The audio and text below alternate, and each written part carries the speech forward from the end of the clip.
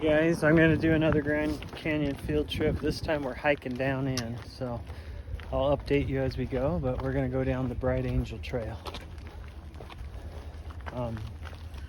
We have to go, we got last second permits, so you only get what they have, and we have to go 18 miles this first day, so it'll be kind of rough.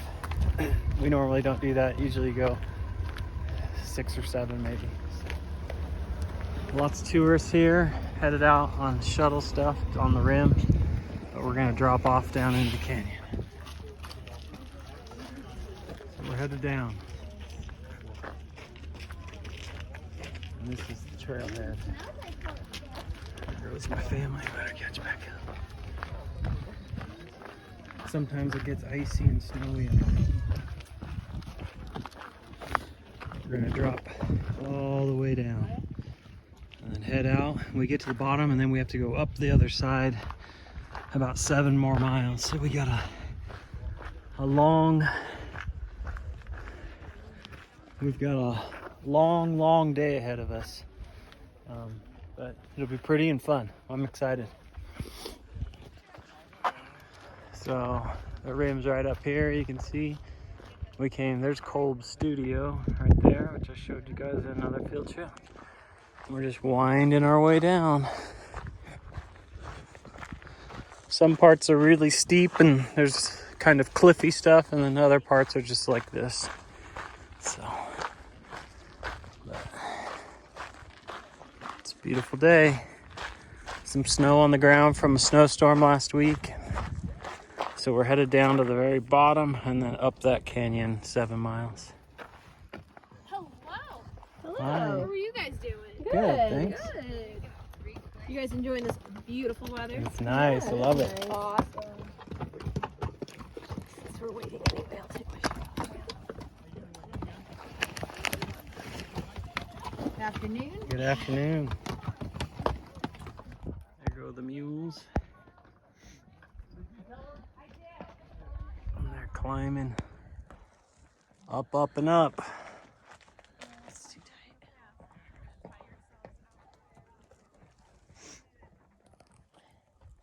Can you see if there's room in my top pocket for this? Coming down, you can see some cool switchbacks right there. Getting closer and closer to Indian Garden right there, which is about 4.5 miles down the trail. There's a campground there, but we don't have a permit there. And then down the very bottom, there's another campground there, but we don't have a permit there, so we have to go 7 miles up the other side of the river to a campground. So it'll be about an 18-mile day. I think I'm all wrapped up. I'm trying to keep the sun off my head and my ears. The only permit I could get to start us today was to do that long 18-mile hike today. So it'll be a long day, but the kids were up for it. So we were anxious to get hiking. We've been sitting on the rim for a few days. So we made it to Indian Garden, and it all looks kind of like this. It's really shaded, and there's campsites through here. You have to get a permit for them. I really like this place. First time I came here was in 1991 when I was 18. We've been coming to the canyon ever since. So they have these pit toilets at some of on the corridor trails. Once you get off and start exploring way out, there are no pit toilets. But we came from the rim up there. You can see little flecks of snow glistening on the, come on, there we go. Oh, wow. Glistening along the edges there. But what's that? Sure. Here's some wildlife. Ladybug and a little crawling worm. Do you know where that mango is? In your pack. Where? Some more Indian Gardens. It's just so pretty and quiet in here. Big old huge cotton trees. There's a little creek that's flowing through here. Some old outbuildings. there used to be wild blackberries. Not wild. Somebody had planted blackberries in here. We used to grab them and throw them in our pancakes and just eat them by the handful, but then they tore them all out because they are an invasive species. It's kind of a bummer. We'll keep heading south, not south, keep heading down towards the river, another 5 miles or so. We broke through that Tapete sandstone, and it's just got cool, all these variations in it with it just breaking down over time. Now we're descending down into the inner canyon. The rim of the canyon is, that's the north rim, but south rim is equally as far. It's way, way up there, and we're quickly descending down into the inner canyon where you can't see the rims quite often as you're pinched down in here. We'll get down to the Colorado River soon. So. Swung out of that beautiful little canyon, and now we're gonna dive down into this adjacent canyon, and I believe that's the South Kaibab Trail coming off that point down there. That is a popular one to come down as well. But we're gonna go off and do these steep, long switchbacks in this deep canyon, and then it'll take us down at the Colorado River. There's these cool waterfalls back through here. View of this canyon, and you can see the trail we're gonna go on. It's right there.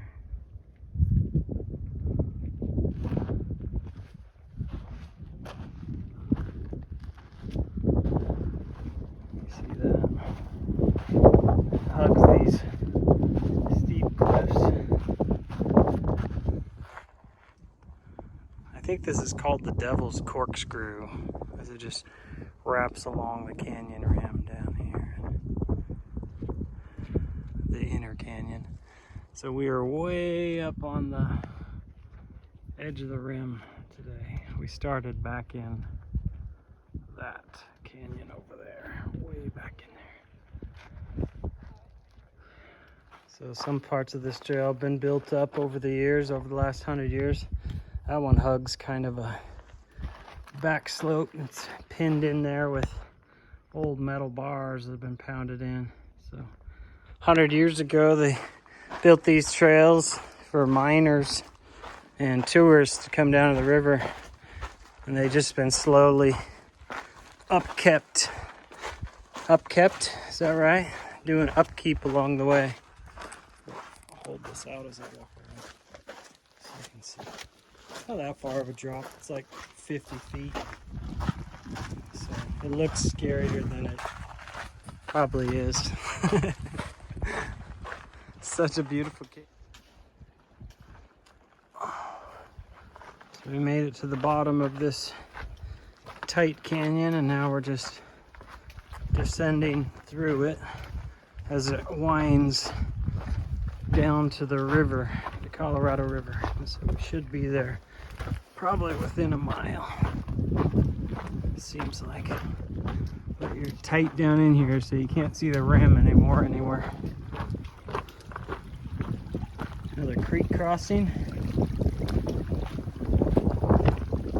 So these old telegraph lines, every once in a while you'll see a little section of them still up.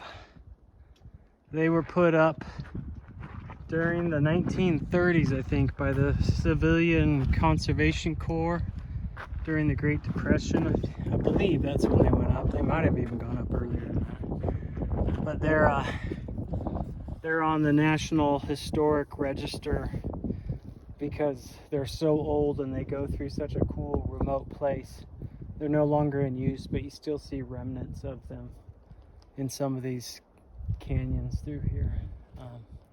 Sometimes you'll find I think it's a glass globe with the wire stretched past laying on the ground next to them. Anyway, one of the last of the historic things left inside the canyon, because like I said, there's no buildings other than Phantom Ranch and the 270 miles of canyon, and it's just usually just remote wilderness. Getting closer and closer to the Colorado. Okay guys, about to pop out above the Colorado. There it is.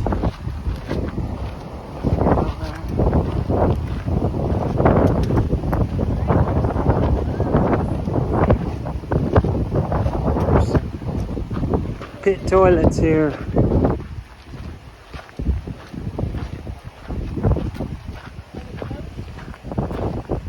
We have to do this cliff trail that's etched into the cliff above the river. So that'll be cool. Alright, so you see the Colorado down there. It's all emerald green because it releases from the bottom of Glen Canyon Dam that forms Lake Powell many miles up. But it's cold, and instead of that muddy red that it traditionally was historically before the dam. Some good rapids. And our trail is etched into these cliff walls. You can see the band going, so there's my son James. There he is right there.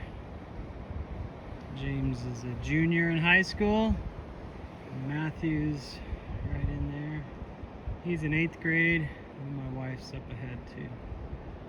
So it's about 1.5 miles, 2 miles, skirting along here and then hiking along sandy beaches, and then we'll cross the footbridge. I was going to show you too, hopefully you can hear me, but there's this water pipeline, and the south rim of the Grand Canyon doesn't have any natural water or good springs on it to support tourism and all the hotels and all that stuff, so they pipe it from the north rim where they get tons and tons and tons of snow. The snowpack's so deep they close the north rim during the winter, and which seems crazy standing here in this desert, and 10 miles up is snowpack. Anyway, they pipe the water in and take it to the north rim or the south rim, and they store it in a big holding tank and use it from there. It's kind of crazy.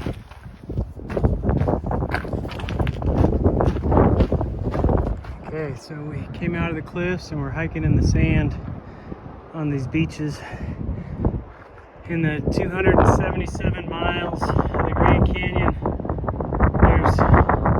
It's getting windy, hopefully you can hear me. There's only two ways to cross the canyon on foot or by mule or horse. There's no roads, and that's these two footbridges.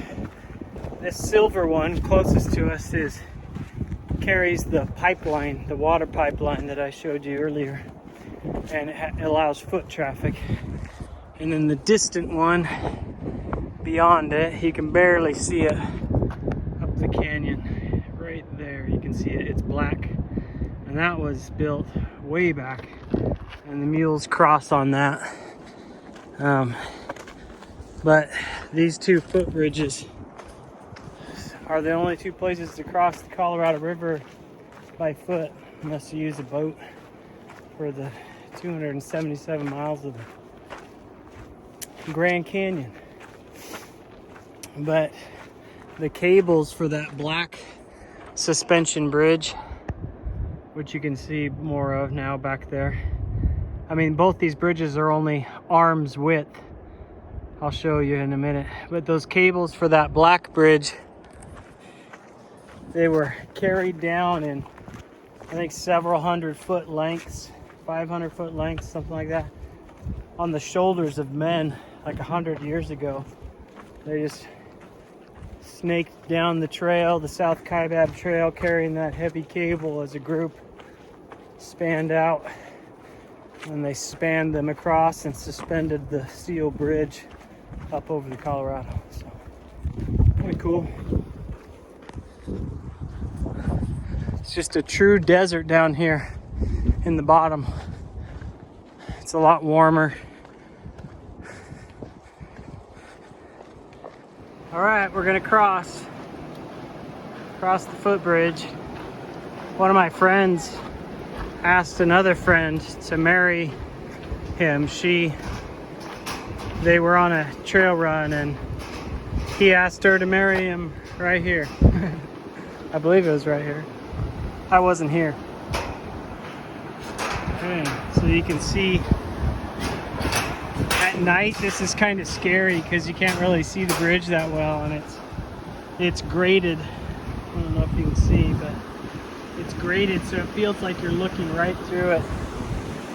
And then it has this chain link, so it feels like you're just suspended up here, especially when you get out over the river.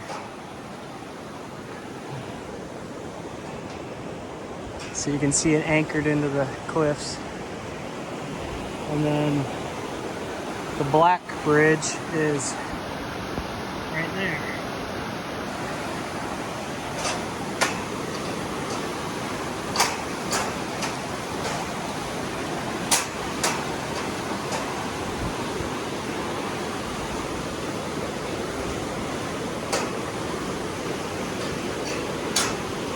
So you can see the water just flowing underneath us.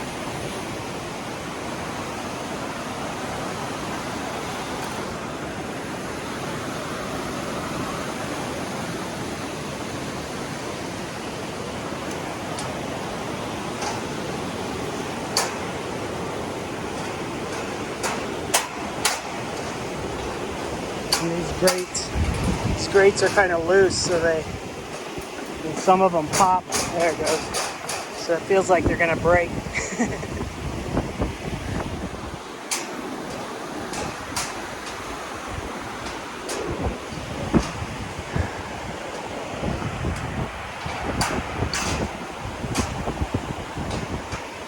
It's beautiful.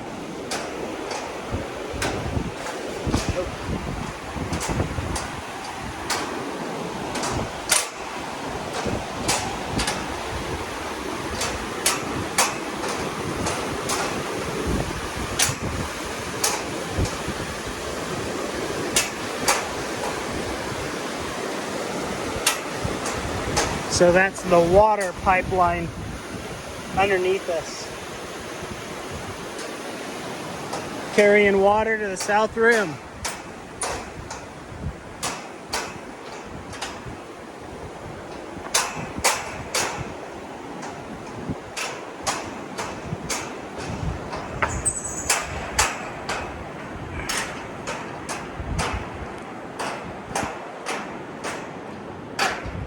And we're off. So that's it. That's the footbridge. Fun. Like I said, at night, if we get up super early in the dark to hike out, sometimes it's kind of spooky, eerie.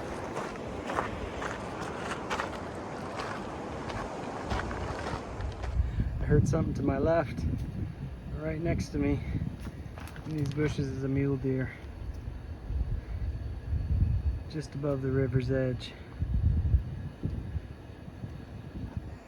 Way down in the bottom of this canyon. Kind of cool. So these are the ranger cabins here at Phantom Ranch, or at Bright Angel Campground. I've always thought it would be cool to be a ranger, stay in these places, but the campground is right through here, through all these cottonwoods, with the creek running right next to it. It's really pretty. Normally we'll hike down the 10 miles. There's the Black Suspension Bridge, Bright Angel Creek. Normally we'll hike down the 10 miles and stay here, but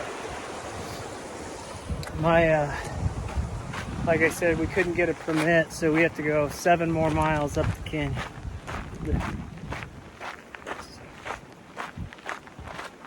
Fun. So now we are on the north side, and we'll go up the North Kaibab Trail halfway to the North Rim to camp, and then we'll come back down tomorrow, camp here, and then head out, go back the way we came. Normally the Phantom Ranch Cantina is open to hikers and backpackers. But they close to set up for dinner that they serve to people staying in the cabins. And we missed it by 4 minutes. So we have to keep on going, eat our own food. You can buy snacks and drinks and stuff. It's kind of a nice treat. But we'll be back tomorrow. Still working our way through the gorge. We've gone several miles now. Probably about 3 more to go to the campground. Started hiking at 11:30 this morning on the South Rim. We've gone about 13 or 14 miles and it's 5:30, so we've been going 6 hours. Kind of tired. All right, so we finally came out of the canyon, going up the North Kaibab Trail here, and getting closer to the North Rim. At least it's within eyesight. Feels like we should have another mile or so for the campground. Feeling pretty tired, so I'd like to get there. Fun trail through here, through the, I'll call them willows. Still pushing north. So you can see way out there, the South Rim. I think we came from way back in there, about 15, 16 miles away maybe. Good times. All right, guys. It is 7 p.m. We finally made it. Felt like we'd never get here.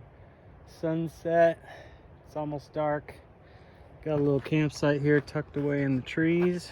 Kind of a cool spot. They put these big old boxes in to put your food in because there's critters here. You used to hang your packs on the pole, but they got pretty good at climbing the poles and stuff. So North Rim's up there. Almost dark. Should be a full, not a full moon, but a big moon I think is still up. So that might be the end of this trip. I'm not sure if I'm going to add more onto it to make one big trip or end it here. I'm not sure. So anyway, if that's the end, thanks for coming. If not, I'll see you at the next clip.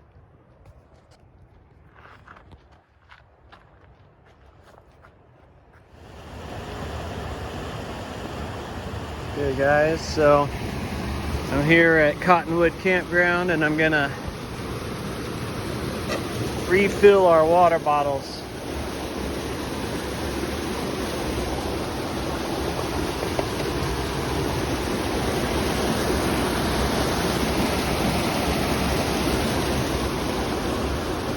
So we'll refill these bottles and then I will treat them with it's called a SteriPen. I'll show you back at camp. It's like a ultraviolet light. You stick it down in there and just kind of stir it around. That light kills anything you don't want in your system. So it's early in the morning. It's kind of cold last night. Shivered in my bag.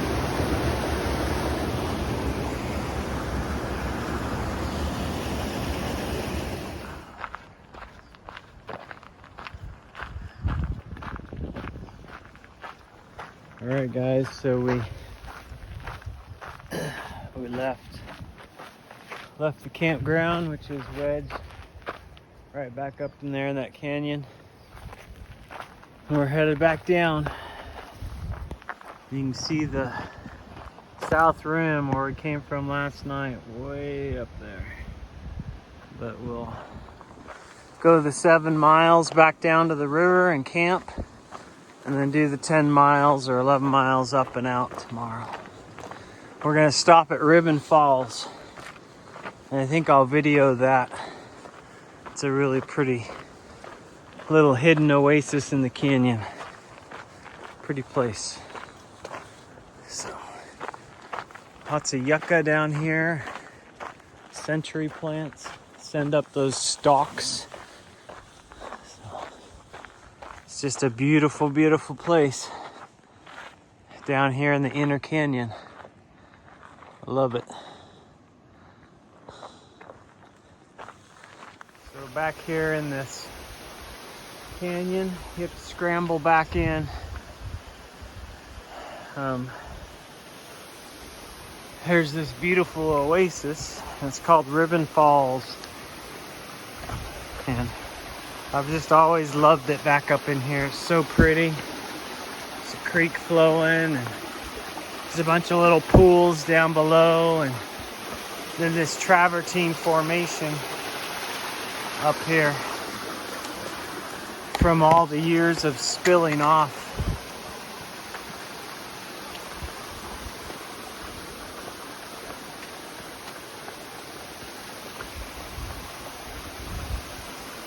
And my boys will get in there, and my girls will climb back into that cave and then climb up through and pop out in that window.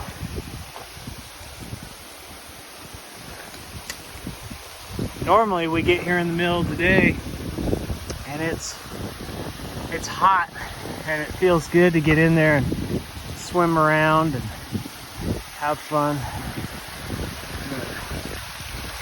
You can see this beautiful deposit.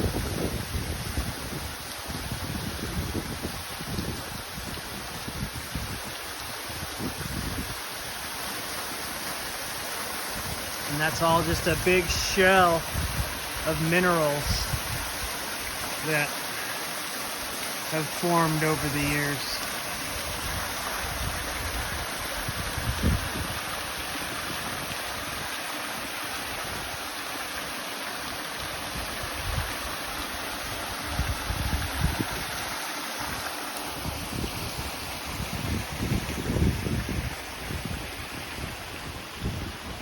Cool. My battery's running out on my camera, but I'm gonna hike up behind these falls with you. Just scramble up this trail somebody built in here.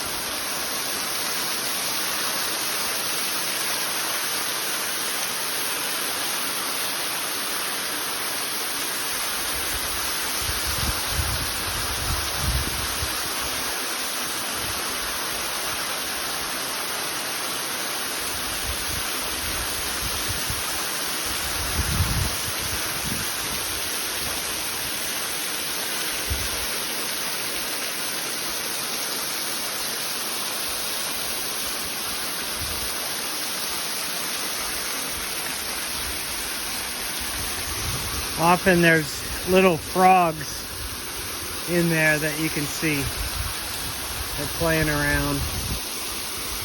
Sometimes they're out and sometimes they're not.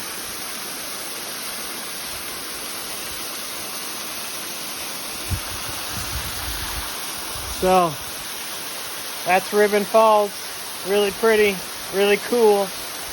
The thing I like about this place is you can't drive here or anything. You have to walk here basically. So I mean, you could ride mules to Phantom Ranch and then hike the 7 miles up to here. So you got to hike the 7 miles back. So it's just a remote little hidden oasis in the Grand Canyon. and me and my brothers exploring all over the Grand Canyon off trail and stuff have found little things like this that are little treasures down deep in the canyon that are fun to find. So my battery's dying, and everything after this is us just backtracking the way we came and camping. So I don't think I'll film anymore. Thanks for coming on this backpacking trip with me. See you next time.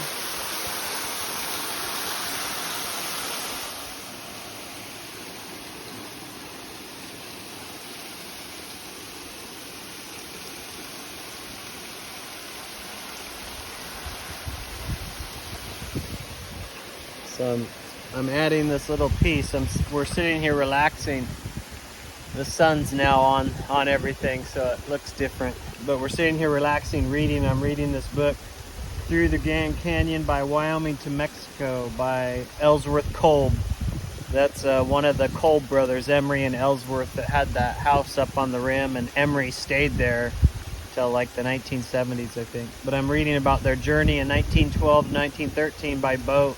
One of the first journeys from Green River, Wyoming, all the way down.